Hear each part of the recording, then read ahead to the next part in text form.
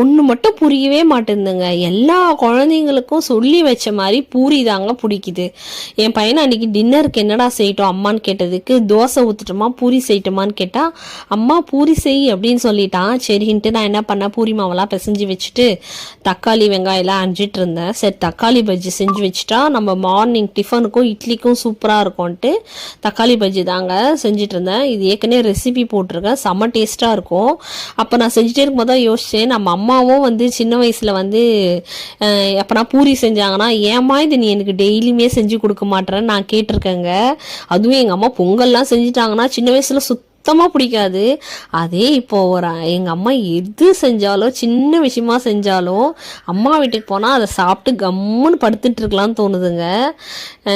அப்போ வந்து பிடிக்காத சாப்பாடு அம்மா கையில் இப்போ வந்து பிடிச்ச சாப்பாடாக மாறிடுச்சு. உங்களில் எத்தனை பேருக்கு இது இப்படி இருக்குன்னு மறக்காமல் கமெண்ட் பாக்ஸில் சொல்லிட்டு போங்க. இன்னொரு வீடியோவில் சந்திக்கலாம். Tata, bye bye.